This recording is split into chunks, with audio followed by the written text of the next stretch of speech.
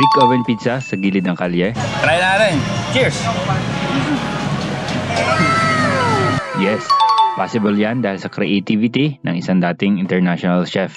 Brick oven pizza. The first Chef trailer in the said. Philippines. Okay. Naka-trailer lang naman ang kanyang brick oven kaya possible niyang madala ito sa food park na ito at sa kahit na anong mga events na kailangan ito. Stig. Brick oven pizza. Dito. Sa kalye. Time to explore na naman sa Bacolod. Food trip ang hanap natin. At dito ako napunta sa Mega World. Ang dami na namang stall pero sabi sa akin ni Chef Salis nung nakaraan, may brick oven pizza daw siya dito. Kaya hanapin natin. At ito na nga, nakita ko na. Napakalupit na setup. Brick oven na nasa trailer. Literally, handmade pizza from scratch na ibibake sa brick oven sa isang food stall sa may kalye. Diba? Nakaka-amaze. Anyway, ipinanggawa tayo ni Chef. Sourdough daw ito. Though hindi ko nawa meaning nun. Then, homemade tomato sauce. Mga herbs at ang cheese. Napakalaki ng tipak. At iba't ibang toppings.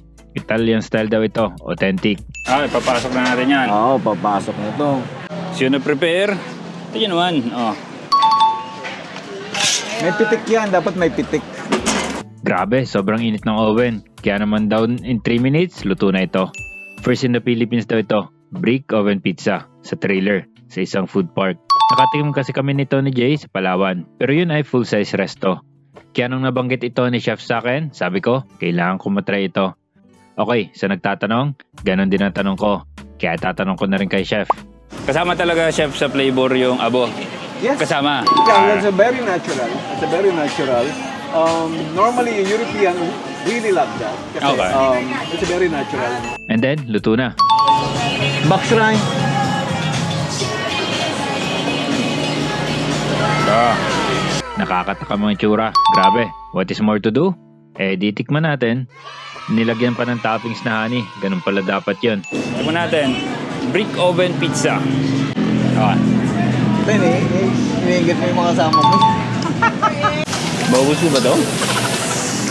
Grabe, solo ko lang nilalantakan. Ang dami at ang laki. Makakailang slice kaya ako?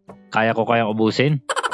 Masarap siya at mabigat sa tiyan. Kaya maraming tao ang kayang busugin ng pizza na ito. Mantika po. Baka ito maging controversial sa video na ito. Ang hindi paggamit ng gloves ni Chef. Masasabi ko lang, pupunta dito sa 450 degrees Celsius na oven. So lahat ng virus, kung meron man ako, makawala doon. Sabog lahat doon. Isa kung sa mga bagay na kailangan mo hindi mo mag-gloves is yung thickness ng isang dough na mahahawakan mo siya ng maayos. Tulad nito, yan. Ipiflip mo siya eh. So paano mo siya mapiflip ng gusto kung naka-gloves ka? So dudulas siya, dudulas. Pretty interesting kakwentuhan si Chef. Dahil nga siya ay executive chef sa cruise ship and hotel. Kumbaga, weird naman daw na hindi niya gawin kung paano niya ginagawa ang authentic Italian pizza. Kaya yan ang naging inspiration niya sa paggawa nitong brick oven sa trailer. Para kahit sa mga event sa kalye, makakapagbigay siya ng produkto na ito sa mga tao. At pagluluto niya dito ay ini-enjoy niya talaga. Kumbaga, hindi naman kailangan na siya mismo magluto di ba? May marunong siya na tagaluto.